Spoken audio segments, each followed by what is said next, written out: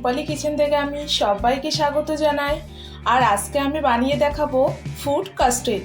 এই ফুড কাস্টার্ডটি বানানোর জন্য আমি এখানে 1 পিস আপেল টুকরো করে রেখেছি, নিয়ে নিয়েছি 1 পিস কলা, নিয়ে নিয়েছি আনার, আর নিয়ে নিয়েছি আঙুর। এটা আমি 2 টুকরো করে কেটে রেখেছি। নিয়ে নিয়েছি আধা লিটার দুধ, 1 কাপ চিনি আর 1 কাপ কাস্টার্ড পাউডার। এবার আমি গ্যাসটি অন করে নিচ্ছি। দুধটা এবার আমি গরম করে নেব।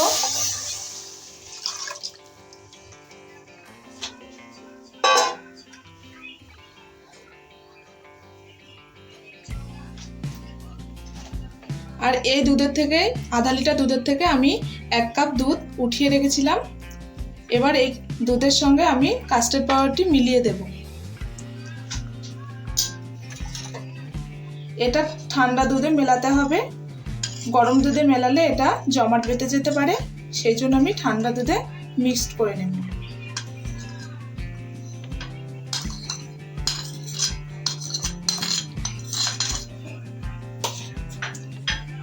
এটা আমি ভালোভাবে মিক্সড করে নেব।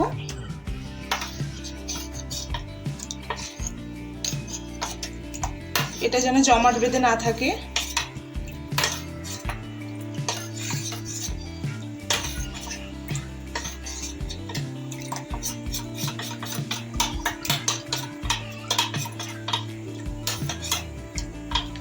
এটা আমার মিক্সড করা হয়ে গেছে, এটা আমি রেখে দেব।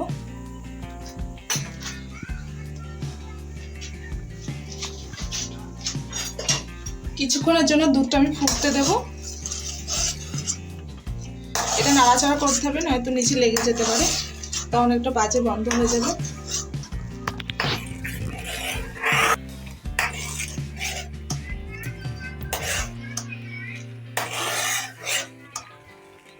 দুধটা ঘন ঘন নাড়াচাড়া করতে হবে।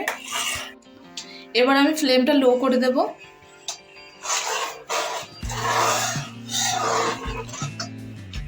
এবার আমি দুধের সঙ্গে যে কাস্টার্ড পাউডারটি মিক্সড করে রেখেছিলাম সেটা অল্প অল্প করে ঢালতে থাকবো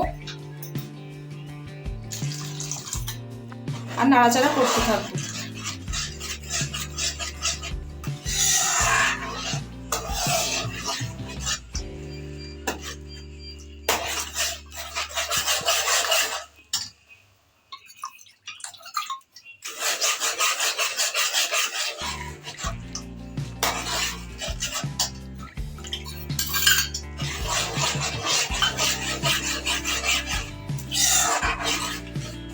এবার আমি এটার মধ্যে দিয়ে দেবো চিনি। এখানে আমি 1 কাপ ইউজ করেছি, আপনারা আপনাদের স্বাদ অনুযায়ী দেবেন। এটা মিক্সড করে নেব।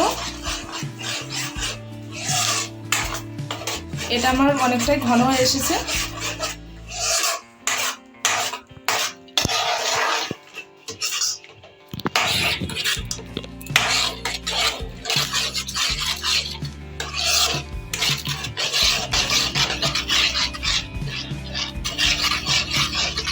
এটা আমি নাড়তে থাকবো, নয়তো লেগে যাবে।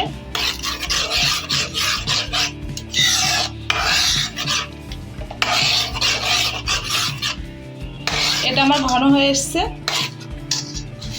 এবার আমি যে ফ্রুটগুলো কেটে রেখেছিলাম এগুলো একে একে ঢালতে থাকবো।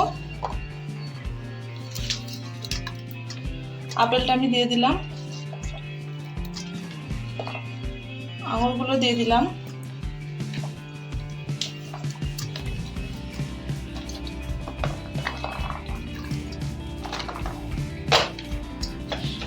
মিক্সড করে নেব।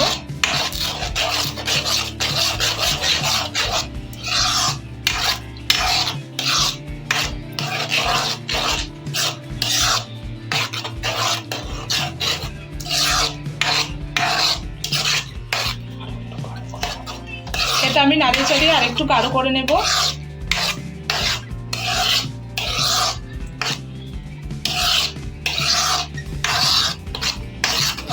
এটা ঘন ঘন নাড়তে থাকতে হবে, নয়তো লেগে যেতে পারে।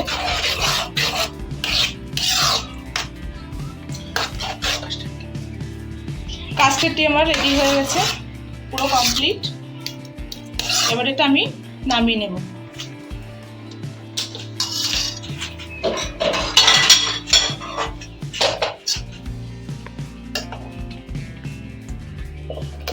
দেখুন কত সুন্দর ঘন হয়ে এসছে, কালারটা খুব সুন্দর এসেছে।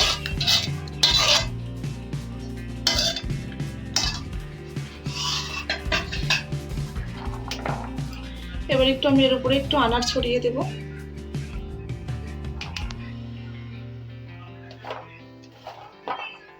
একটু আপেল।